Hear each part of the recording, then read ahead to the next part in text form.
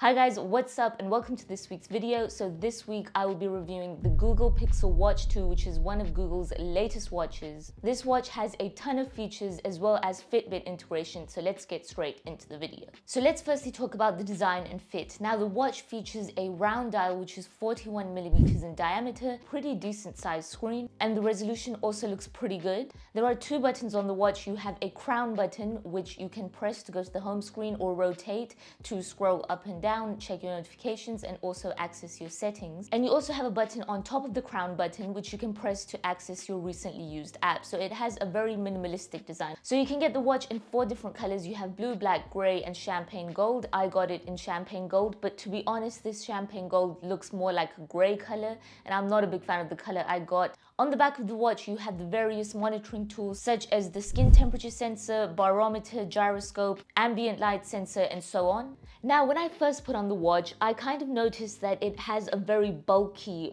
back part, so the part that actually directly contacts your wrist.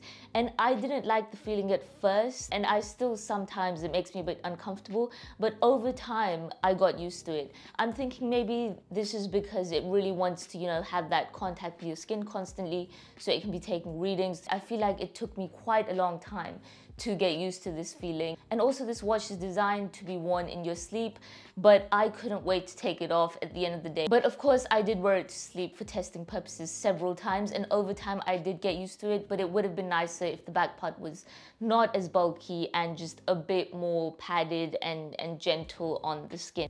Now let's talk about the interface and features. Overall, the watch has a user-friendly interface. You can pick up the gestures and controls quite easily, and the touch response, including the speed of the watch, is also pretty good. You can scroll through various tiles to view things like your step count, heart rate, the calendar, weather, and of course the Google Assistant. Due to the Fitbit integration, you can also start and stop a workout session and pick the specific activity that you're doing. Now, I personally found this feature quite useful. I go to the gym a couple of times a week, and I also play football a couple of times a week. I'm not super into, fitness tracking and my fitness and trying to achieve certain goals. Like, I just do it enough so that I can stay in shape. But it was nice to track those workouts and see important data at the end, like how many calories I burnt, what maximum heart rate I got to. So if you are somebody who's into your fitness and wants to constantly improve yourself and wants to monitor your journey and set targets and surpass your targets, then this can be a great tool for monitoring all of that. Also, this watch has an automatic workout detection feature, so if you forget to start your workout manually, it will detect that you're working out and it will start it for you. I personally think this was a hit or miss because a couple of times I was working out but nothing started,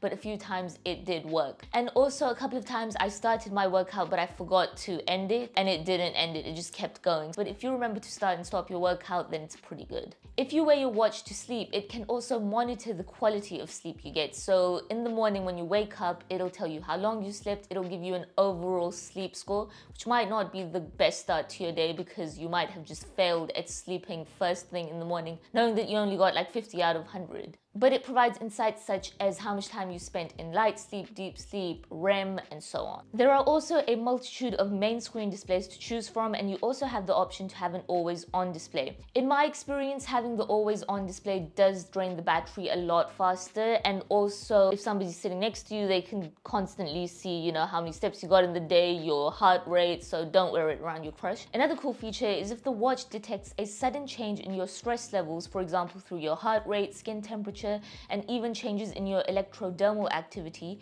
it takes you to Fitbit Relax, where it gives you some guided meditation and breathing techniques to help calm you down. Now, practically speaking, it never took me to Fitbit Relax even once, and a few times I actually genuinely was stressed because I had to visit a family member in hospital and I could see my heart rate shoot up to like 140, but it didn't take me to Fitbit Relax, which I would have appreciated at the time. So I don't know, again, it's more like a hit or miss feature. So I'm not sure how stressed it needs me to get in order to trigger Fitbit Relax. There's also the Fitbit ECG feature, which basically detects your heart's rhythms, which I'm pretty sure you have to go to the doctor to get an ECG done, but you can do it through the watch, which I thought was pretty cool. I don't know, again, how accurate it is. Another cool feature this watch has is emergency mode. So if you happen to catch yourself in some hot water and need some urgent help, you can tap the crown 5 times and the watch will call emergency services for you.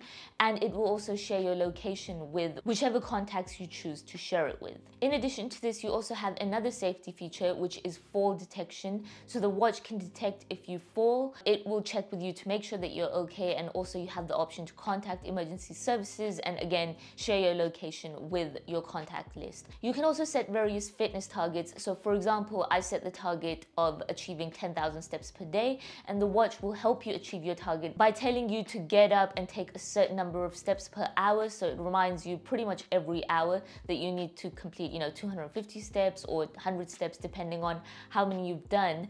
And personally, I got this notification quite a lot, but I ignored it a lot as well. Apart from these fitness features, I enjoyed not having to use my phone as much, as you can get quite a lot of things done with just the watch.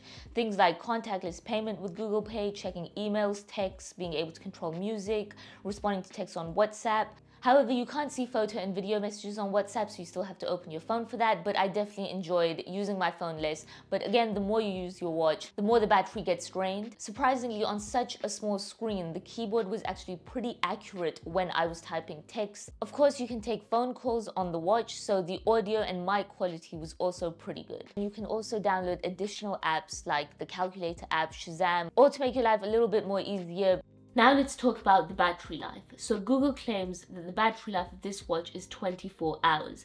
However, after testing it out, if you have the display as always on, it probably lasts about 16 to 17 hours. It hasn't lasted a full 24 hours. However, if you don't have the always on display, then it does last the full 24 hours. And again, it depends on how much you actually use your watch. But there is one thing you have to keep in mind. This is a watch that you will have to charge every single day. So if you keep it on throughout the day and then you wear it to sleep, in the morning you will have to give it that charge before you can continue using it. The good news is that the charging times are pretty impressive. So with just a 30-minute charge, it charges up to 50%, which can last you 12 hours. The Pixel 2 watch also has an IP68 water and dust resistance rating, which means that it can withstand water up to 50 meters deep. Now, I'm not a swimmer, so I didn't take it to that depth, but it definitely can withstand rain and splashes from water, because that is something I tested it with. So what is my overall verdict when it comes to this watch? Now, overall, this is a pretty good watch. It takes a bit of getting used to, but once you do, it has some amazing features. The performance is great.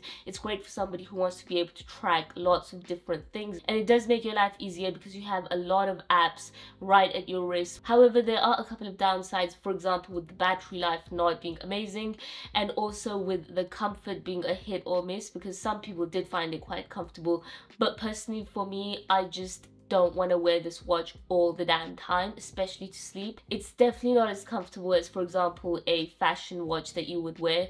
But with that being said, I think for the right wrist, this can be a great fit. So that's pretty much it for this week's video. If you enjoyed it, give it a thumbs up, share it with your friends, and subscribe to my channel for more content like this. And I will see you in my next video when I've hopefully recovered from this sore throat and cold. And yeah, I'll catch you then. So take care.